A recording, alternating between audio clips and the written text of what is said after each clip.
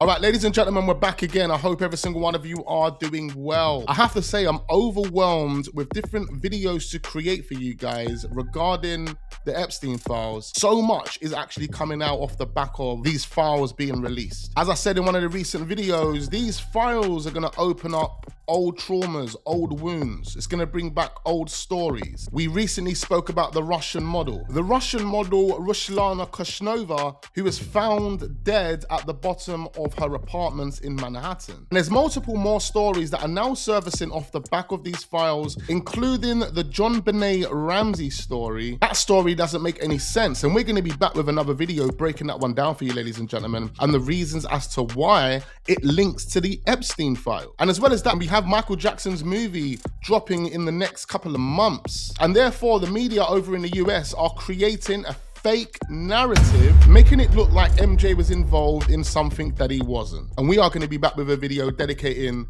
our time to that as well, ladies and gentlemen. So much going on. I don't want you to go anywhere. Make sure you hit the like button, do subscribe to the channel if we're newly watching, and turn those notification bells on so you don't miss out on future videos. However, in this video, we're going to be a bit more relaxed, bit of popcorn, cup of tea, whatever your preference may be, because as promised, we're going to go through each character that has been caught up in the Epstein files, starting with Ghislaine Maxwell. And something new that I'm bringing to the channel, ladies and gentlemen, is called the Wax Watch-Alongs, whereby we keep this and we just focus on the work that's being presented to us. And the Wax Watch-Alongs are not just going to be any watch-along. No. They're going to be dedicated to the work that we're creating at the time to give us perspective. So in this video, ladies and gentlemen, we're going to be watching a documentary on Ghislaine Maxwell, understanding who she is and how she found herself in a position that she found herself in, whereby she was exploiting women. Now, this is going to be extremely interesting, ladies and gentlemen. I need every single one of you to hit that like button and let's get into it. She's the socialite who was a big name in American and British high society for decades, hosting glamorous dinner parties and hanging out with powerful people. But did Ghislaine Maxwell use her connections for something unimaginable? She stands accused of grooming underage girls for her ex-boyfriend and confidant, Jeffrey Epstein. Yet while her name is now infamous, Ghislaine Maxwell. Ghislaine Maxwell. Ghislaine Maxwell. she's still somewhat of a riddle wrapped in a mystery who managed to evade the FBI for nearly a year. So who exactly is Ghislaine Maxwell? Ghislaine Noël Marion Maxwell was born in France on Christmas Day in 1961, the 9th and youngest child of Elizabeth and Robert Maxwell, a newspaper baron and member of parliament. But more about him later. She grew up in Headington Hill Hall in Oxford, a lavish mansion with more than 50 rooms. She went first to Oxford High School. From there, she went to Marlborough College, one of the most expensive public schools in the country. She then studied at Balliol College, Oxford. It's widely reported that Ghislaine was her father's favourite child, hence he named his luxury yacht after her. In an interview with Tatler in 2000, she called her father inspiring. Robert Maxwell's biographer wrote that from the time Ghislaine was at Oxford, her father forbade her boyfriends from coming to the house or being seen with her. He suspected that any man seeking his daughter was a gold digger. Reports suggest Robert wanted his youngest daughter to marry John F. Kennedy Jr., thus creating a powerful dynasty. Indeed, to understand Ghislaine, we need to know more about her father, how he came into wealth, and how he made the Maxwell name a fixture of British high society. His life has been the stuff of novels. So remarkable was his rise from poverty to millionaire, then his fall and his ability to bounce back again. Jan Ludwig Hock was born into a Jewish Orthodox family in then Czechoslovakia in 1923. He managed to flee during the war. However, his parents and much of his immediate family died in the Holocaust. His wife, Elizabeth, said that when she studied her husband's genealogy, I put a little Star of David in front of all the people who had been murdered in the camps. And when I unfolded it, it was like a shower of yellow stars right through 3 generations. Elizabeth would later devote her life to honouring those who died in the Holocaust, and in 1987 she founded the Holocaust and Genocide Studies Journal. Robert himself would help Soviet Jews move to Israel and invested heavily in the country. During the war, Maxwell fought for both the Czechoslovak resistance and then the British Army, and became a naturalised British citizen shortly after the end of the war, changing his name to Robert Maxwell. He ran a powerful publishing company, Pergamon Press, and no one has any doubt that Pergamon is a sound business, and served as the Labour Member of Parliament for Buckingham in the 1960s. Then in 1984, he bought the Mirror Group newspapers, becoming the media baron rival to Rupert Murdoch. This quest of yours for a national newspaper, is it because you really are after power? Well, no, it is not because I'm after power. I certainly would hope to make a small contribution with the help of these newspapers, if I become proprietor, to halting the retreat of Great Britain, which has gone on for so long that the natives have forgotten that they're going backwards. How tough a proprietor do you think you are? How tough I am, or whether I'm friendly or roused, you must ask those people that work with me. I tend not to have rows. Maxwell also owned Oxford United and Derby County, but he was prevented by the authorities from adding Watford to the list. If my family hadn't got involved in Oxford, Oxford would have been finished. Same applies to Derby. For his daughter, Maxwell made her director of his football club, Oxford United. But she also went her own way, founding something called the Kit Kat Club, a group that brought together powerful women from the arts. The author, Anna Pasternak, attended the meetings and told the Telegraph, "Ghislaine was very mindful of who you were, your status, your importance. I think it was more a way of advancing herself, making contacts that could be useful to her." But tragedy struck in 1991. Robert Maxwell disappeared from his yacht, the Lady Ghislaine, off the Canary Islands. At 11 o'clock, a business call from New York was put through to Mr. Maxwell's stateroom. That went unanswered, alerting Just to pause it, look where it is. Oh, wow. the captain, who raised the alarm. An air and sea search was launched. Several hours later, Mr. Maxwell's body was found by the pilot of a Spanish sea rescue helicopter, winched aboard and taken to Las Palmas. His funeral took place in Jerusalem and was attended by both the Israeli president and prime minister. He was then buried on the Mount of Olives. But it emerged that Maxwell had left debts of £400 million, and that led to conspiracy theories about his death. There were reports he was the agent for the Israeli intelligence agency, Mossad, and had threatened to divulge secrets, thus prompting his murder. One day they make him a KGB agent, the next day he's a Mossad agent, the third day he's a CIA agent. The poor man, I mean, he would have had a life dedicated to spying, you know, and when you think of what he pushed into his life, where on earth would he have found the time? Without him, somehow, life is cold out there. And it was revealed that Maxwell had illegally taken more than £300 million worth of pension money, leaving thousands of employees fearing the worst for their future. In 1988, he was defrauding his staff at Mirror Group newspapers of their pension funds. But he still filmed this corporate video, effectively leading his lambs to the slaughter. I'm addressing you today for the purpose of persuading you that it is in your and your family's best interest to remain a member of whichever pension scheme you are a member of in our group. It took them nearly 4 years to receive compensation for the funds that Maxwell had taken from them. The pensioner in his own heart, who knows the trauma that we went through. And to say that, you know, oh, well, it's all over. No, it never will be over. Not in my eyes, and I don't think it will with 32,000 other pensioners either. In the aftermath of his death, his sons Kevin and Ian declared bankruptcy. Both sons went on trial for fraud, but both were later acquitted. But what about Ghislaine? The death of her father was not just a personal tragedy, it changed her life. She appeared on the boat 2 days after his death to deliver a statement and told reporters, "I think he was murdered." I also want to take this opportunity to thank all the many hundreds of people who have sent messages of support.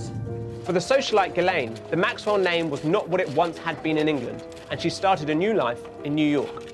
But who did she begin this next chapter with? Now she was without the gaze and guidance of her powerful and beloved father. Well, in November 1992, over a year after her father's death, an article appeared in the Mail on Sunday about how Ghislaine had been spotted getting on a Concorde flight from London to New York. Travelling with her was a greying, plumpish, middle-aged American businessman who managed to avoid the photographers. His name is Jeffrey Epstein, a shadowy, almost maverick New York property developer who for over a year has helped Ghislaine become a coveted fixture on the Manhattan social scene. During the last year, say friends, she has fallen in love with him and the couple are inseparable. Some acquaintances claim that Epstein controlled Maxwell and that he was an incredibly manipulative man. Other reports suggest Maxwell worshipped Epstein, with friends saying Ghislaine thought they might get married one day. However, according to charges filed in New York, Ghislaine Maxwell is now accused of facilitating Epstein's sexual exploitation and abuse of multiple girls from 1994 to 1997. The charges continue. Maxwell assisted and contributed to Jeffrey Epstein's abuse of minor girls by, among other things, helping Epstein to recruit, groom, and ultimately abuse victims known to Maxwell and Epstein to be under the age of 18. Maxwell denies everything. But who was Epstein himself? Born in Brooklyn, he was a college dropout who found himself at Bear Stearns in the 1970s before founding his own company. If Ghislaine is somewhat of a mystery, so too was Epstein, who owned private jets, mansions, and his own island, and yet the source of much of his wealth was always unknown. But it's reported that Ghislaine offered Epstein a bit of glamour and someone who could connect him to high society in New York and beyond. An investment banker who went to a dinner party hosted by Epstein and Ghislaine said that the real draw of those events was Ghislaine herself. He said Maxwell seemed to be half ex-girlfriend, half employee, half best friend, and fixer.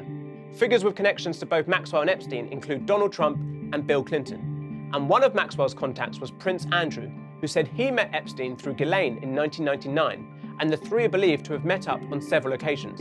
And it was in Ghislaine's townhouse in London that Virginia Giuffre alleges she was forced to have sex with Prince Andrew.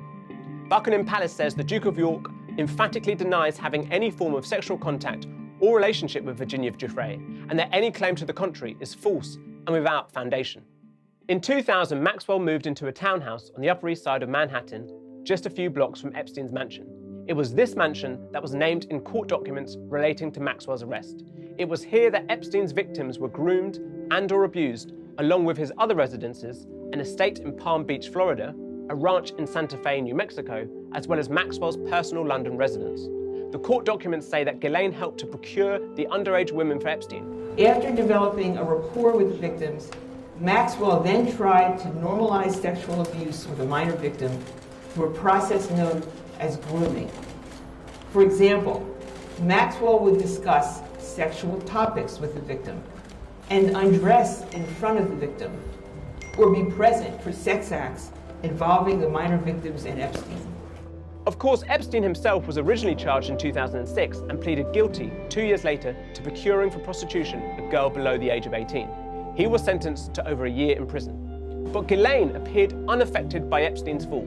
Here she is at the wedding of Chelsea Clinton in 2010, and she appeared at numerous public events on both sides of the Atlantic between 2009 and 2013. She also found the Terra Mar Project during this time, an organisation that sought to protect the world's oceans.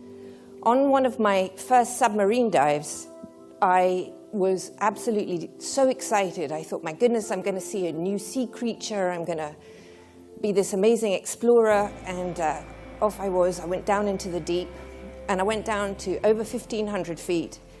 And at 1,500 feet, I switched on the lights, hoping to see a new mythical sea creature. But in fact, what I saw was a plastic hanger.